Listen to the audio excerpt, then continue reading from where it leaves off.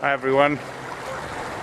This week's podcast, we're coming from the paraffin store at St Anthony, where we're going to sit and talk with Andrew while he does a little bit of painting.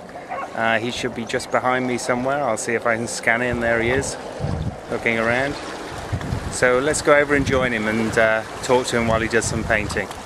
Talk me through your feelings of this. I mean, it's obviously going to be quite an exciting year for you. Have you ever done anything like this before? I've never really been an artist in residence, so it is really exciting. And funny enough, this is the spot where I really sort of got my painting act together. Yeah. So I'd always painted quite large paintings outside before I decided one day just to bring my my sketch pad and paint some little small acrylics. And then I painted a lot of acrylic on paper just for studies. I never put them out to sell or anything. And one day someone said, "Why don't you?" And they're really popular, and it's something that I just really enjoy. So getting a chance to paint these little, outside and in an amazing location like this is sort of a dream come true. And what I'm looking forward to is the whole year of coming back, through the winter and all the different seasons, and just painting pictures that essentially are the same, the same views, but how the weather and the temperature and how it makes you feel is just going to change the whole painting. I mean, this is an idyllic sort of spring day and everything that goes with it. Fluffy clouds and the gorse is out and everything, but you know that August will be different again when the beaches chuck a block on a Saturday, right through to sort of evening paintings when there's no one around, when the sun's going down, and even things like when it's raining, and totally changes the painting. So it becomes more than just about it's not a photographic record really, it's how the whole place makes you feel. It's a funny thing, because especially doing things like this, you think, well, you're just out there, you're painting what you see, but you're not.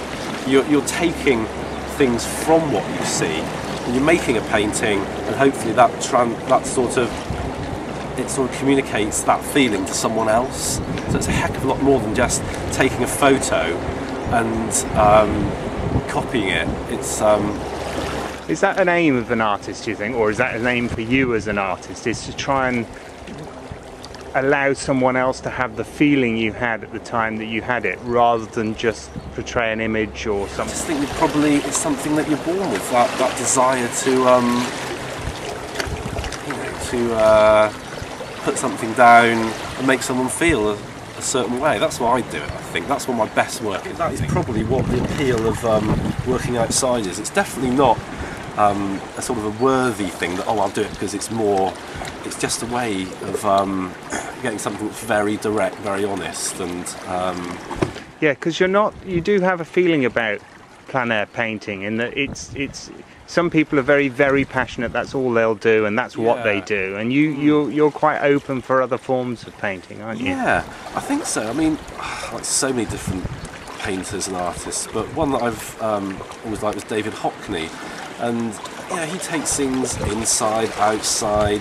It's just like a big investigation, and I know that I've learned a heck of a lot from studio painting, but then you take that back and you take it outside with you. So if you didn't have the studio painting, you wouldn't be able to formalise what you've learned outside, because when you're painting outside it's all very natural, and it is for me, and often you'll do these things, you think, oh, that's great, and then how do you sort of take that back to the studio, or how do you make that on a more impressive scale? And so yeah, no, I'm definitely not. Yeah, they both feed off each other, I think. Right. So you're able to transfer and hold on to that feeling that you had. Yeah. I guess that's the important part of it. Is there any techniques you use to be able to hold on to the feeling, like music or sounds, or just maybe quiet? Or I think when I was younger, a very wise tutor said to me, right in the top corner of your painting, what you're trying to make it feel like. So I trained in illustration, which was about communicating a mood or communicating the thoughts behind a poem. I think I've taken that with me. I don't necessarily do it anymore, But definitely, if you're say you're painting a rain painting, you know, you're going to want to be feeling. You're going to try and get into. Do you find that you nearly always finish the paintings you start, or are some of them complete throwaways and you just know very quickly it's not going to work, but you sort of potter along anyway, or do you finish everything? I more or less finish everything. In the past, I did some real, you know, do some awful things, but you're always learning. And yeah, now someone said to me a while back, I think it's true, there's a tipping point of 10,000 hours spent doing something. Once you get past that, you're probably not going to make as many mistakes because you've sort of almost done your you know, your trade. God, you still look at artists that have, you know, more advanced than you and think, crikey, you know, they're great, or still, you know, you're always learning. You never really think, yeah, you know, I'm, you know, got it sorted now. Drawing, with painting and drawing, what you do is, I never used to do it, but now I'll draw things out quite, not really accurately, but I'll get all the positioning of things right. So you take away the element of chance. Right. So you've got your composition nailed to start with, and you know, especially in the studio, there's a sense of calmness. So you know, you get it all, you know, drawn out for what you need. And sometimes part of getting it drawn out is to rub bits out and get rid of things that you start getting too pernickety about. Right. So just get the bare minimum that you need. That's how I do it. And it tends to help. So what you're saying about how you scrap things, I mean, a lot of people do scrap things. I tend to just keep on working, and it's that. An interesting thing is when something has gone wrong, I find the best way to stop it, to make it better, is to try to make it worse.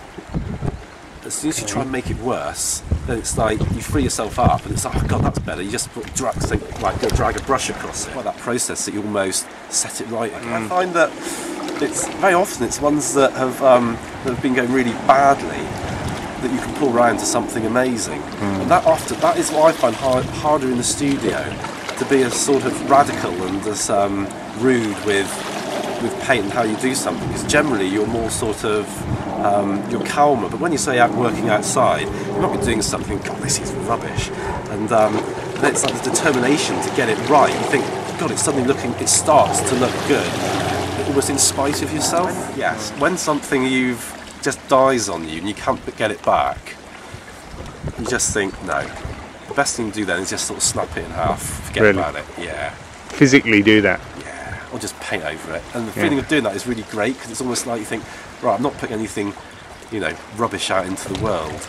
You know. Right. And it could be quite good actually. Interestingly, I find most artists that I relate to, they're not interested in the pictures they've done, just interested in the next one they're going to do, and that's like me. Once you've done it, it's like, yeah, that's nice, but I'm more interested, right, what can I do, right, do okay, next? move on. Yeah. And watch you do a little bit of painting now. You're going to watch me mess it up. Watch you snap a board. Yeah, there was a time I was painting, I think it must have been probably about 12 years ago, painting a big one in St Ives, and it was a cold windy day in the winter. Suddenly a big gust of sun went all over the board, and I just, you know, it was like, I don't think I threw a temper tantrum, but I think I probably sort of did, because I know someone came back and, yeah, oh, well, it's only a picture, and it's